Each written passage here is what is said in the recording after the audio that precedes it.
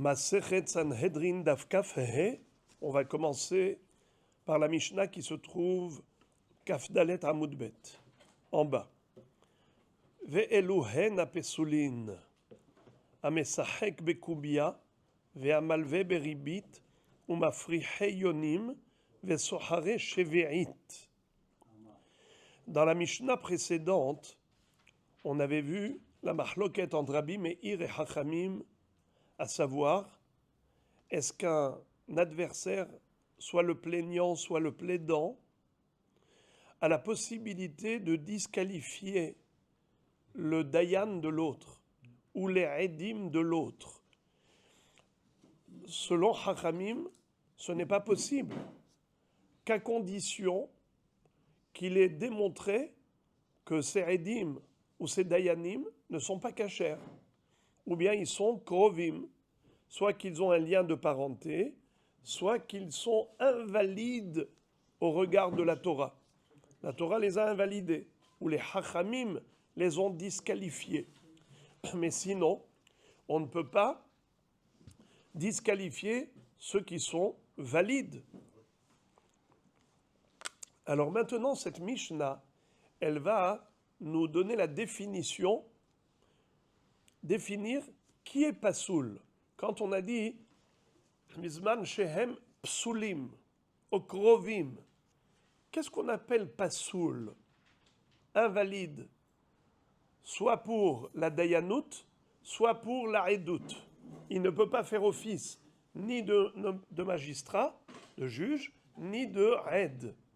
Qu'est-ce qui peut disqualifier un homme de cette fonction honorifique, à savoir dayan ou edout?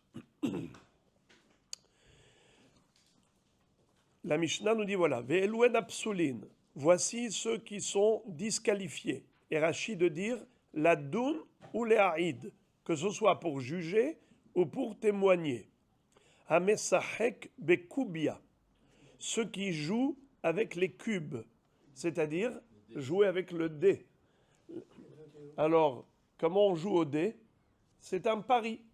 On va parier. Alors, quel est le chiffre que toi tu donnes? D'après toi, quand je vais rouler les dés, quand je vais rouler le dé, il va tomber sur quel chiffre? 1, 2, 3, 4, 5, 6. Qu'est-ce que tu dis toi? Tu dis 4. Moi je dis le 6. Ou bien 2 dés, le double 6. Bravo. Alors, mais on joue avec de l'argent. C'est-à-dire on va miser chacun une somme et celui qui a gagné le pari empoche cet argent. Ça s'appelle Mesahek Bekubia. De nos jours, on dirait celui qui joue au casino.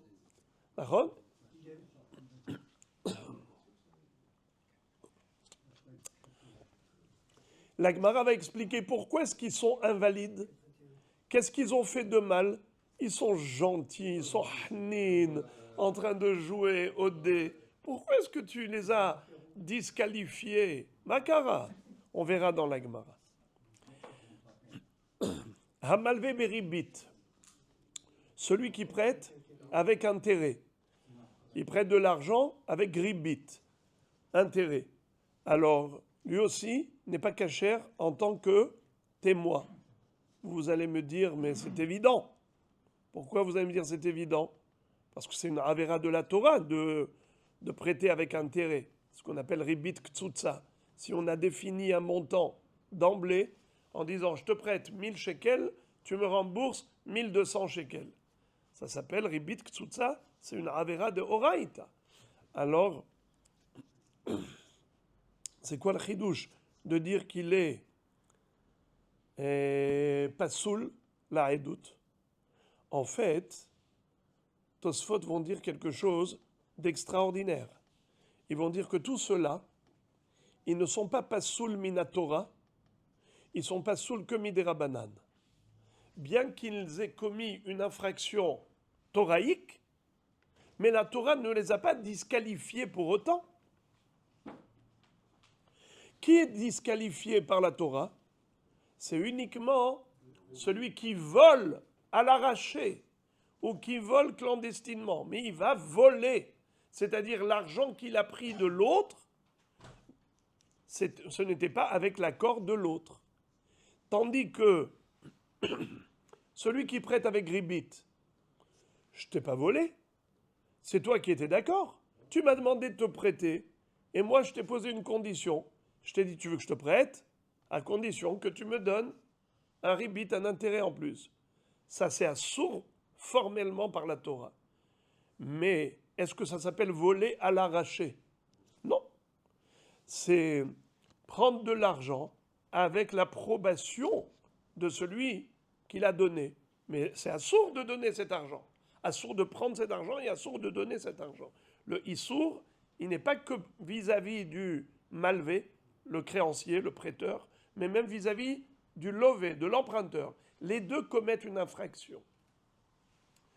Alors, pourquoi est-ce que, d'après Tosfot, ils sont invalides que midérabanan et pas minatora?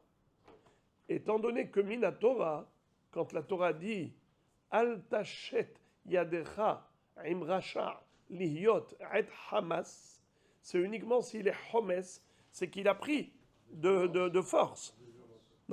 Soit en cachette, c'est un gannav, soit en flagrant, mais avec violence. Dans ce cas-là, c'est un voleur dans les deux cas de figure. En effet, ils sont disqualifiés minatora. Ils peuvent témoigner, à plus forte raison, ils ne peuvent pas juger. Mais là, ce sont des voleurs midérabanan. C'est-à-dire que, puisque la Torah a dit que tu n'as pas le droit de prendre cet argent, et tu as pris quand même cet argent, tu as prêté avec intérêt, Hachamim m'ont dit, eh bien, tu es un voleur pour nous, au regard de la Torah, au regard des Hachamim, et donc, tu es invalide pour le témoignage et pour le jugement. Ils ne sont pas cités. Le Gannav, il n'est pas cité. Bravo. C'est de là la preuve de Tosfot, comme quoi, tout ce qu'on va lire dans cette Mishnah, ce sont des gens qui sont invalidés et disqualifiés que midérabanan. Car s'ils étaient disqualifiés minatora, on aurait commencé déjà par le Gannav et Gazlan. Si dans toute cette liste-là, on ne voit pas le Gannav et le Gazlan, ça veut dire que cette liste-là, ce n'est pas la disqualification minatora, ce sont ceux qui ont été disqualifiés par les Chachamim seulement. Et pourquoi il n'y a pas aussi une Mishnah pour parler de ceux qui sont disqualifiés minatora? Car c'est écrit dans la Torah clairement, c'est un pasouk. Al-Tachet yatra imracha, yotred Hamas, bien sûr, Hamas. D'accord. Bien sûr, le Kimale Aharetz Hamas. Pourquoi il y a eu le Doram, pourquoi il y a eu le Maboul? Kimale Aharetz Hamas, Hamas c'est le vol. Donc il n'y a que le vol qui est interdit minatora, qui disqualifie minatora. Bravo. Exact. Ça aussi, c'est une très bonne réflexion. Gardez ça au chaud. Mais c'est ce que disent certains Rishonim, qu'en effet, ce n'est que par rapport à une Avera qui est liée au Gezel, mais pas d'autres Averot. Ok? Alors maintenant, juste, qu'est-ce que je voulais dire? Mesachek Bekubia. Bon, ça va peut-être me revenir. On continue la liste de ceux qui sont disqualifiés par les Chachamim au témoignage et au jugement. Amesachek Bekubia, Ve'amalve Beribit, ou Mafrihe Yonim. Qu'est-ce que c'est que Mafrihe Yonim? Ceux qui vont faire voler les pigeons. Les envoleurs de pigeons. Mafrihe Yonim. Vesohare Shevi'it. Et ceux qui font du business avec les fruits de la Shemitah. La Torah nous a permis de manger les fruits de la Shemitah, mais elle nous a interdit de faire du business. Ceux qui font du business avec cela, avec ces fruits, eh bien, ils sont disqualifiés par les Hachamim. Ça y est, ça m'est revenu, ce que je recherchais. Ce que je cherchais, c'était le pirouche de Rashi. Ah, il est lumineux. Rashi dit quelque chose de trop beau. Il dit pourquoi les Hachamim ont invalidé spécialement ces gens-là. Il y a plein de Averot, comme vous avez si bien dit. Il n'y a pas que faire la Avera de prêter avec intérêt. Il n'y a pas que la Avera de faire du business avec quoi? Oui, Nachon, avec les fruits de la Shemitah. Et on vient Mesachek Bekubia ou Mafri Hayonim. C'est quoi Mafri Hayonim? On verra dans la Gemara comment traduire Mafri Hayonim, ceux qui font voler les pigeons. Alors en fait, il y a deux pirouchim. Il y en a un qui dit que c'est comme le tiercé. On verra quel pigeon qui est plus rapide, le tien ou le mien. On attache aux pattes du pigeon une ficelle avec un papier. Moi, je m'appelle Réhouven, c'est le pigeon de Réhouven. Et un autre pigeon de Shimon. Allez, 1, 2, 3, on les envoie. Allez, retour, ils reviennent. Qui est revenu le premier? Alors, ils parient, ils font un pari pour voir qui est-ce qui va gagner. Mon pigeon ou ton pigeon? Ça s'appelle Mafri Hayonim, c'est le tiercé. Alors, en effet, c'est comme Mesachek Bekubia, c'est comme jouer avec des cubes, avec le dé. Donc, c'est dans le même esprit. Et pourquoi ces gens-là ne sont pas cachers? Qu'est-ce qu'il y a de mal? On verra après. Pourquoi est-ce que parier, c'est pas permis? On verra après. Également, Mafri Hayonim, Sohare Shevi'it. Voilà. Répétons. Mesachek Bekubia, si ça ne vous dérange pas de me traduire. Mesachek Bekubia, joueur avec les dés. Malve Beribit, ceux qui prêtent avec intérêt. Mafri Hayonim, ceux qui font voler les pigeons. Et Sohare Shvi'it, ceux qui font du business avec les fruits de la Shemitah. Alors, Mafri Hayonim, il y a ceux qui vont dire que ce n'est pas simplement jouer au tiercé. Lequel pigeon va aller plus vite? En fait, l'histoire des Yonim, c'est quoi les pigeons? Vous savez c'est quoi? C'est le pigeon voleur. Ils vont dompter un pigeon pour aller dans les autres pigeonniers, pour aller pigeonner les pigeons. Ça veut dire quoi? Il y a Réhouven et Shimon. Réhouven, il a dompté son pigeon à ramener le pigeon des autres pigeonniers chez lui. Lui, il a un pigeonnier vide et il le remplit avec les pigeons des autres. Mais comment? Il a un pigeon à qui il a enseigné. Tu vas aller séduire tous les autres, tu vas me les ramener. Et amène un pigeon. Et il va, et il commence à se familiariser avec les autres pendant un certain temps, et après il les ramène. Ils vont ici, il fait l'aller-retour jusqu'à ce qu'il les ramène tous ici. Et voilà comment il a volé le pigeon des autres. Eh bien, celui-là aussi, il est considéré comme voleur et passoul la edout et passoul la doun et dayanut. On verra après, est-ce que ça c'est Assour Minatora ou est-ce que c'est Assour Miderabanan, l'histoire du voleur de pigeons. Ça m'étonne qu'ils n'ont pas rajouté aussi Hein? les sariklafim. Ah, c'est pareil. À l'époque, ça n'existait pas. Et le roublard, il manque beaucoup dans la carte. On a donné des exemples de ce qui existait à l'époque, ce qui était courant à l'époque. Rashi donne un point commun, un fil conducteur, qui est en fait la raison de cette halakha. Rashi dit pourquoi les hachamim ont invalidé toutes ces catégories-là, ces 4 catégories. Malve beribit, Mesachek bekubia, Mafri hayonim et Sohare shvi'it. Pourquoi spécialement, pour ces avérotes-là, ils sont invalidés? Rashi dit quelque chose de très beau. Il dit que Ho'il, puisque Vehimud Mamon, Ma'aviro al Divrei Torah, le désir de l'argent lui fait faire des infractions pour transgresser la Torah, Havale Keracha de Hamas. Ça ressemble au rachat voleur.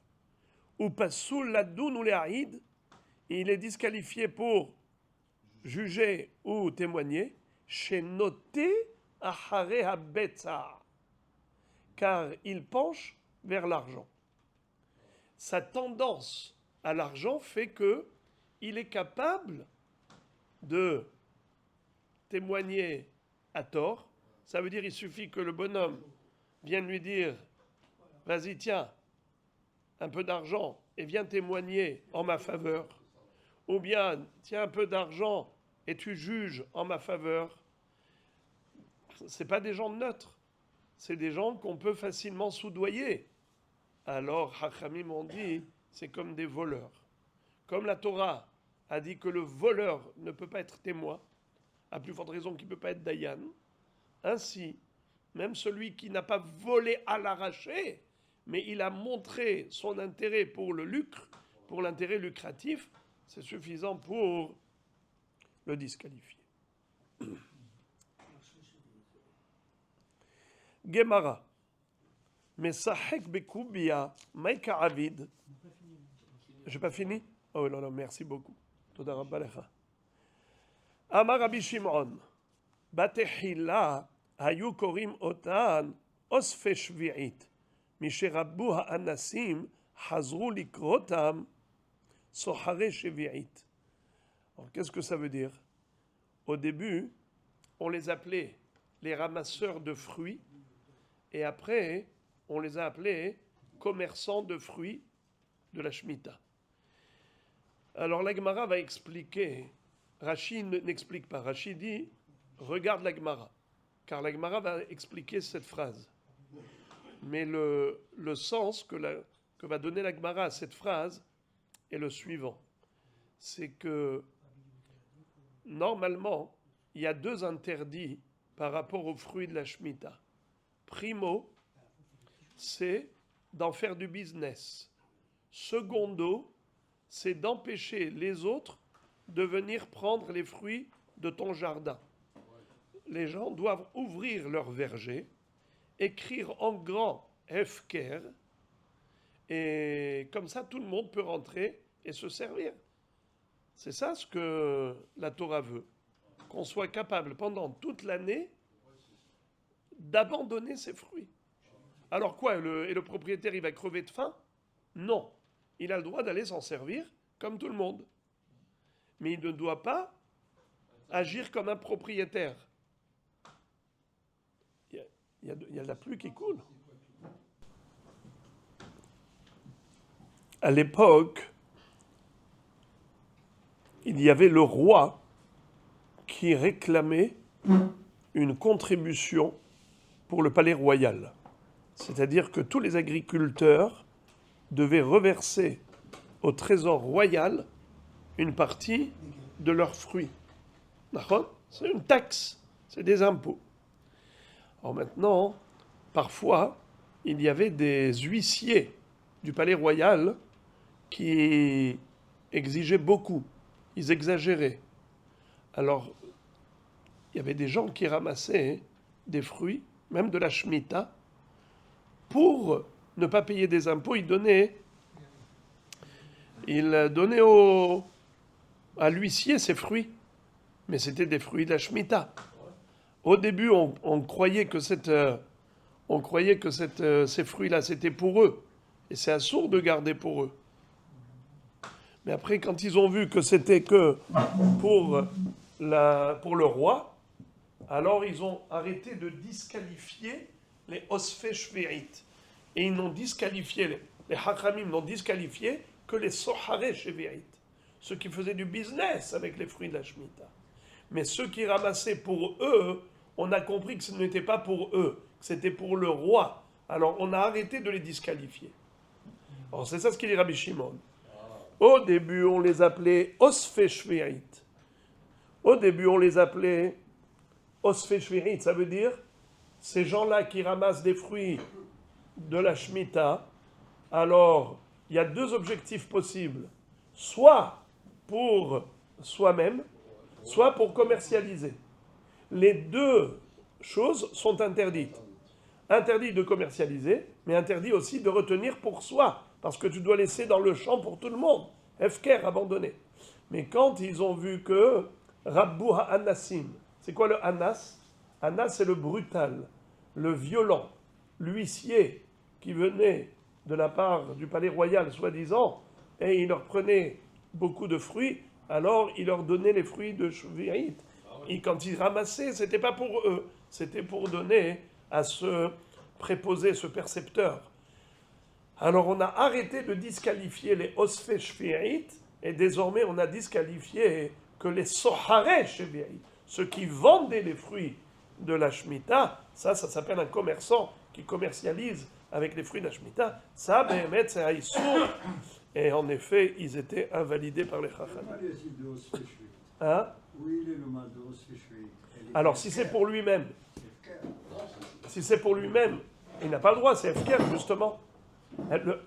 C'est qui doit être mafkir? Il les donne à quelqu'un d'autre, où il est le problème? Mais c'est qui est mafkir? Non, mais vous avez dit tout à l'heure que même le Balabait, il a le droit de profiter. Le Baal Habayit, il a le droit de prendre un peu. Mazon, jeté sur Odot. Il peut prendre un Mazon pour 2-3 repas, mais il n'a pas le droit de prendre des tonnes. Et là, il est en train de conserver des tonnes. Il n'a pas le droit, il doit les abandonner. Alors, si le propriétaire, au lieu d'abandonner, les garde, c'est une avéra de la Torah. Alors il va surveiller ceux qui prennent.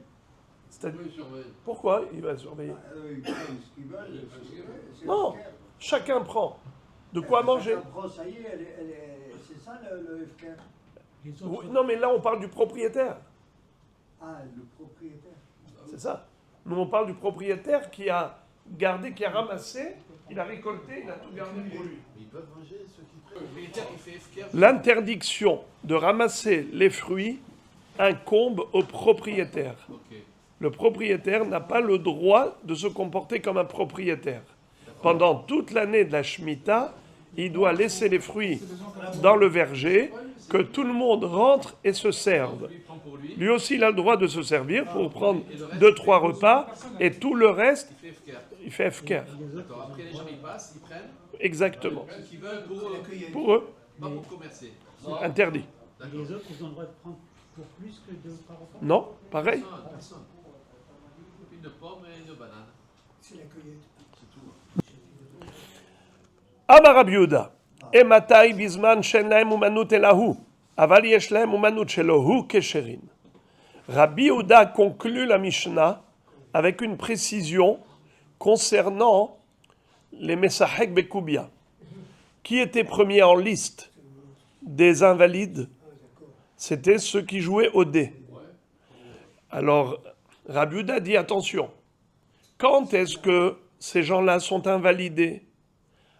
Seulement dans le cas où ils n'ont pas d'autres activités professionnelles. Ils n'ont pas de métier. Qu'est-ce qu'ils font toute la journée?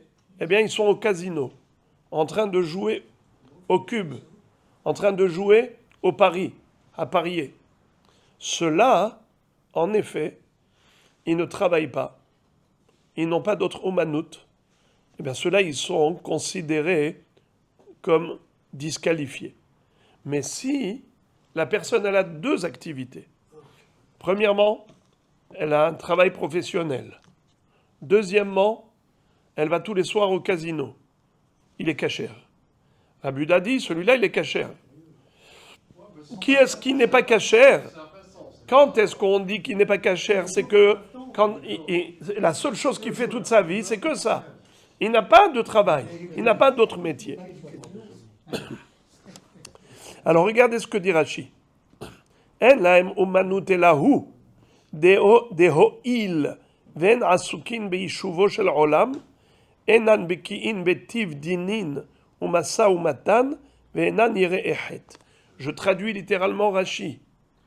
Étant donné que ces gens ne travaillent pas, donc ils ne sont pas occupés à construire et installer le monde, donc ils ne sont pas compétents en matière de loi juridique, ils connaissent même pas le massa ou matan, le commerce, ils ne sont pas dans la vie commerciale, la vie sociale, et ils n'ont pas peur de la faute. Ça veut dire que c'est des gens qu'on appelle en français des vauriens. Ça veut dire qu'il ne fait rien dans sa vie. Alors, si on peut expliquer un peu plus, c'est que des gens qui ne sont pas occupés ni par le commerce, et Rav Shechet dit non, c'est pas considéré du vol puisque l'autre, il savait, il avait pris le risque, il était conscient du risque, alors on ne peut pas considérer le gagnant comme un voleur.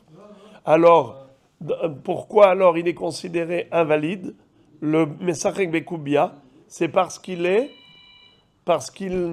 pas Osek Bishuvo Shel Olam, parce que c'est un vaurien, un bon arien, quelqu'un qui n'a aucune responsabilité des choses, puisqu'il ne gagne pas sa vie via un travail professionnel. Et Norosek Bishuvo Shel Olam, il ne construit pas le monde avec l'étude de la Torah ou avec le travail professionnel. Il ne construit pas le monde. Et Norosek Bishuvo Shel Olam. Alors la Gemara demande, Maï Benayhu, quelle est la différence entre la raison de Rami Bar Hama ou la raison de Rav Shechet? La Gemara répond, Ika Benayhu de Gamar Umanuta Hariti. La différence entre les deux raisons, c'est si ce monsieur a en parallèle du passe-temps, il a un autre travail. En journée, il travaille, et le soir, il va au casino. Pour Rami Bar Hama, il est quand même invalide et disqualifié pour le témoignage. Par contre, pour Rav Shechet, il est kasher. La Gemara pose la question. Elle dit, Tnaan, Amar Rabbi Yehuda, et Matai, Bisman Shen Lahem Umanut Elahu, Aval Yesh Lahem Umanut Shelohu, Kesherim, Alma, Ta'ma de Matnitin, Mishum Mishuvo Shel Olamu, Kashia le Rami Bar Hama. La Gemara adresse une objection à Rami Bar Hama qui a expliqué la raison. Pourquoi est-ce que Mesachek Bekoubia n'est pas kasher? C'est parce qu'il est considéré voleur. Asmarta Lokania. La Gemara dit, mais c'est pas possible. Celui qui a raison, c'est Rav Shechet. Car ce qu'il a dit Rav Shechet, c'est mamash ce qu'a dit Rabbi Yehuda dans la Mishnah. À savoir que la raison pour laquelle il n'est pas kasher, c'est parce que c'est un bon arien. C'est un homme qui passe son temps à rien faire. Il ne construit pas le monde. Ni il étudie, ni il travaille. Un qui joue. Alors, a priori, il a raison. La preuve, c'est que dans notre Mishnah même, il est écrit Amar Rabbi Yehuda. Rabbi Yehuda a dit, quand est-ce que Mesachek Bekoubia n'est pas kasher? C'est seulement s'il n'a pas un autre travail. Mais s'il a un autre travail, alors il est kasher. Donc tu vois que Rabbi Yehuda a donné mamash la raison de Rav Shechet. Alors c'est une question sur Rami Bar Hama. Rami Bar Hama, c'est un Emora. Il ne peut pas contredire la Mishnah. Il ne peut pas contredire Rabbi Yehuda. La Gemara dit, peut-être que Rami Bar Hama va t'expliquer Vechitema peligé rabanan aleh de Rabbi Yehuda. Peut-être tu vas dire que c'est justement l'objet de la mahloket entre Rabbi Yehuda et Chachamim. Parce que dans la Mishnah, comment c'est écrit? D'abord, on a Chachamim. Qu'est-ce qu'ils disent? Mesachek Bekoubia, pas kasher. Ensuite, Rabbi Yehuda, qu'est-ce qu'il dit? Quand est-ce qu'il n'est pas kasher? Que s'il n'a pas d'autre travail professionnel. Mais s'il a un autre travail professionnel, alors il est kasher. Alors, maintenant, Rabbi Yehuda, qu'est-ce qu'il est venu faire?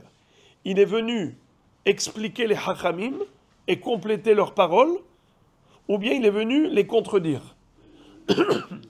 on peut dire soit qu'il les explique, soit il les contredit. Qu'est-ce que ça veut dire? Chachamim ont dit, Mesachek Bekoubia, pas kasher. Rabbi Yehuda, qu'est-ce qu'il dit? Et ma taille, quand est-ce qu'il n'est pas kasher? C'est seulement s'il n'a pas d'autre travail. Mais s'il a un autre travail en parallèle, alors il est kasher. Qu'est-ce qu'il vient faire Rabbi Yehuda quand il dit et ma taille? Il vient interpréter les Chachamim, expliquer leur intention, ouais, ou bien il vient les contredire. Alors, la Gemara dit, comment tu as déduit de Rabbi Yehuda contre Rami Bar Hama? Mais peut-être Rami Bar Hama, il explique les Chachamim, et Rabbi Yehuda, il contredit les Chachamim. Donc, il n'y a aucune Il n'y a aucune kushia. La Gemara dit comme ça. Vechitema pligé Rabbanan ale de Rabbi Yehuda. Et si tu vas dire que Rabbi Yehuda et Chachamim, ils sont en opposition, c'est pas possible. Pourquoi? Ve'amar Rabbi Yoshua ben Levi. Rabbi Yoshua ben Levi, c'est un autre Émora. Il a dit Kol Makom, dans tout endroit, dans le chasse, dans le Talmud. Chez Amar Rabbi Yehuda Ematai, où Rabbi Yehuda, il emploie le mot Ematai. Quand est-ce que? Ematai, quand est-ce que? Ou bien Bamé Dvarim Amurim. Bamé Dvarim Amurim. Donc, dans quoi on a dit cette chose-là? Eno el alefaresh des frères Chachamim. Rabbi Yehuda, quand il emploie ces deux terminologies, soit Ematai, soit Bamé Dvarim Amurim, eh bien, il ne vient qu'interpréter ses prédécesseurs. Exactement. Il se réfère aux paroles de Chachamim et il vient les compléter, les expliquer, les interpréter. Il ne vient pas les contredire. Alors là, Rabbi Yehuda ne vient pas contredire les Chachamim. Alors qu'est-ce qu'il est en train de dire en leur nom? Il est en train de dire, c'est seulement s'il n'a pas d'autre travail parallèle. Mais s'il a une autre activité en parallèle, alors c'est bon, il est cachère. Ce qui veut dire que la raison pour laquelle Chachamim ont disqualifié le Messachem Bekoubia, c'est pour quelle raison? C'est parce que ce monsieur est un bon aria. Il passe son temps du matin au soir au casino. Il n'a pas de travail. Il n'a aucune responsabilité de la vie. Alors, en effet, cet homme n'est pas cachère pour cette raison. Qui a dit ça? Rav Shechet. Alors que Rami Bar Hama dit que pour quelle raison il n'est pas cachère? C'est parce qu'il est voleur. Il est considéré comme un voleur, car il a empoché de l'argent parce qu'il a gagné un pari, mais en fait l'autre, il pleure à chaudes larmes d'avoir perdu 10 000 shekels en une seconde. Ce n'est pas vrai, c'est pas ça la raison. C'est pas ça la raison de Chachamim. Chachamim n'ont pas dit que c'est parce qu'il est voleur. Chachamim ont dit c'est parce que c'est un bon arien, il n'est pas osek bishuvo shel olam. La preuve, c'est que Rabbi Yehuda, qui a interprété les paroles de Chachamim, a dit que s'il avait un autre travail en parallèle, eh bien il est cachère. Ça veut dire qu'il n'est pas voleur. La Gemara, et d'ailleurs Rabbi Yochanan Amar Ematai lefaresh Ubame lahlok. Rabbi Yochanan n'est pas tout à fait d'accord avec Rabbi Yoshua ben Levi. Rabbi Yoshua ben Levi a dit que les deux terminologies, Ematai, ou la terminologie Bame Dvarim Amurim, Rabbi Yehuda, quand il les emploie, c'est pour expliquer les Chachamim, pas pour les contredire. Rabbi Yochanan dit, c'est seulement Ematai qui est pour expliquer les Chachamim. Mais quand il dit Bame Dvarim Amurim, c'est pour contredire les Chachamim. Ematai, c'est bon. Alors la Gemara dit, ici, découlé alma, Ematai, les fareshou. Quel est le langage employé par Rabbi Yehuda? Ematai, bisman shen lo umanut elahu, aval yesh lo umanut shelohu, ksherim. Donc il a dit le mot Ematai. Aussi bien d'après Rabbi Yochanan, comme d'après Rabbi Yoshua ben Levi, Rabbi Yehuda est venu juste expliquer les Chachamim. Et quelle est l'explication qu'il a donnée? C'est que c'est un bon arien qui ne construit pas le monde, et pas parce qu'il est voleur. Alors c'est une kushia sur Rami Bar Hama, bombardesque. La Gemara répond par une question. Elle dit, Gavra, à Gavra, Karamit, tu poses une question d'un homme à un homme? Oui, ça c'était la fin de la question. Alors la Gemara dit, Gavra, à Gavra, Karamit, tu poses une question à un homme par rapport à un autre homme, c'est-à-dire Rabbi Yochanan et Rabbi Yoshua ben Levi, qu'est-ce qu'ils sont? Des Amoraïm. Rami Bar Hama, qu'est-ce qu'il est? Un Émora. Alors tu poses une question à un Émora, pourquoi tu contredis l'autre Émora? Mais il a le droit de le contredire. C'est comme si nous on est là tous les deux, d'accord? Il y a une troisième, on est trois, d'accord? On est trois. Vous et moi on est en discussion. Moi je dis blanc, toi tu dis noir. Et l'autre, le troisième, il dit, mais comment tu dis qu'il est blanc? Mais l'autre, il a dit qu'il est noir. Mais qu'est-ce que ça veut dire? Mais j'ai le droit d'exprimer mon opinion. Lui, il dit que c'est noir. Moi, je te dis que c'est blanc. Chacun dit ce qu'il pense. Alors, Gavra à Gavra, Karamit, tu poses une question d'un homme à un autre homme, mais ils sont du même niveau. Rami Bar Hama, c'est un Émora. Tu ne peux pas prouver qu'il a tort parce que Rabbi Yochanan et Rabbi Yoshua ben Levi le contredisent. Parce que eux, c'est des Amoraïm, mais lui aussi, c'est un Émora. Alors, il est fort possible que lui pense que Rabbi Yehuda et Chachamim sont en mahloket. bien que Rabbi Yehuda ait employé quelle terminologie? Émataï. Il a commencé par dire émataï. Mais ce émataï, c'est l'opinion de Rabbi Yehuda lui-même. Ce n'est pas forcément l'opinion de Hachamim.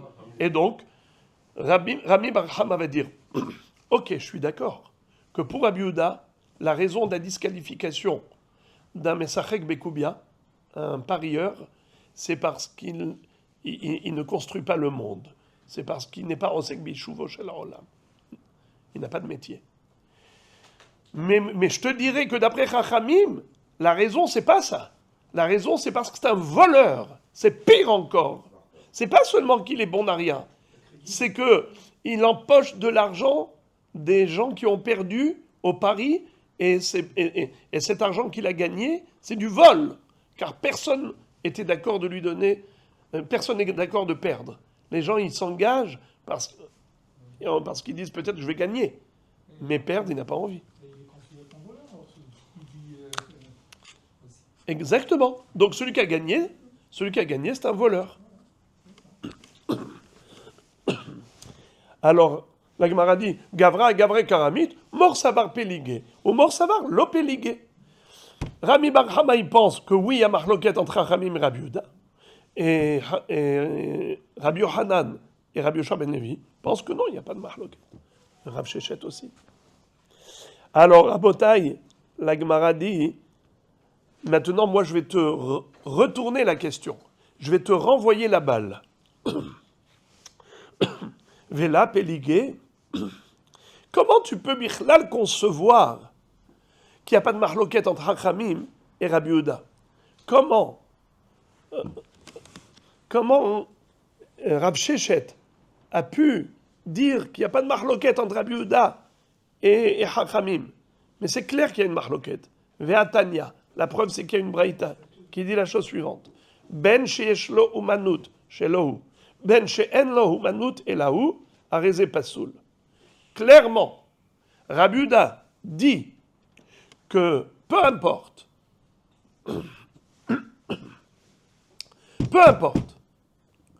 qu'il ait un travail parallèle ou qu'il n'ait pas de travail parallèle, il est considéré comme voleur. Il est considéré comme voleur et donc il n'est pas cachère. Alors tu vois que oui, il y a une marloquette, c'est pas du tout, ça fait pas l'unanimité ce que tu dis. Regardez Rabotai, la réponse d'Agmara. La réponse d'Agmara. Hahi, cette baraïta, Rabbi Yehuda Mishum Rabbi Tarfoni. C'est Rabbi Yehuda au nom de Rabbi Tarfon. Detania Rabbi Yehuda Omer Mishum Rabbi Tarfon, les olam en ehad mehem nazir, les filles shelo nitna nezirut et la le afla'a. Alors Rabotai, attachez la ceinture et vous allez souffrir pendant 45 secondes. Mais vous dormirez bien cette nuit. Voilà l'exomile. La Gemara dit comme ça. Il y a un hiddouche de Rabbi Yehuda au nom de Rabbi Tarfon à propos de deux personnes qui pariaient pour de la Nézirut. Il disait comme ça. Moi, je te dis que ce monsieur-là, il est nazir.